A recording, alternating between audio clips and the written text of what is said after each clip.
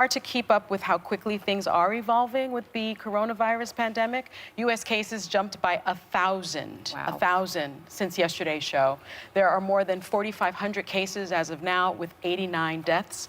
President Trump has issued stricter guidelines for travel and recommends now that people limit gatherings to less than 10 people. But I think we can all agree it took him a while to get here. Watch how his narrative has changed on this. I think we have it very well under control. We have very little problem in this country at this moment. There's a theory that in April, when it gets warm, historically, that has been able to kill the virus. The people are getting better. They're all getting better. Now the Democrats are politicizing the coronavirus. You know that, right? And this is their new hoax. And we're prepared, and we're doing a great job with it, and it will go away. Just stay calm. We'll see what happens, but they think August, could be July, could be longer than that. I've spoken actually with my son. He says, how bad is this? It's bad. It's bad. I was talking about what we're doing is under control, but I'm not talking about the virus. A new poll found only that 37% of Americans say they trust what they're hearing from the president. 60% say they have little or no trust whatsoever in what he's saying.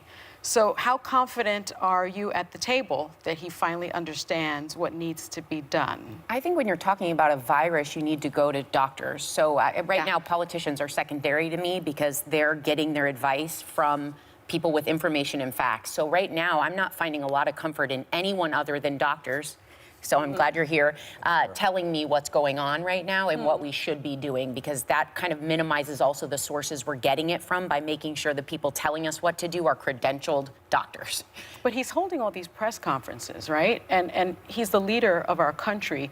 Shouldn't people have a little bit more faith in what his advisors, who arguably are doctors, are telling him? Well, yeah, and I think Dr. Fauci said the other day that he felt I think it was on Sunday, he said he was actually starting to feel like people were really listening to him, which gave me some faith. But at the end of the day, although they have to act, and I do find comfort in constant updates and news break-ins, I want to hear from everyone.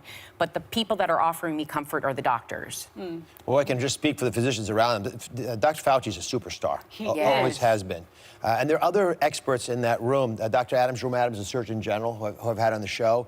He's just really expert at understanding human motivation and how to balance our natural instincts with what we actually need to hear. And as a surgeon, I would always tell the residents, tell the patient when you're going to hurt them.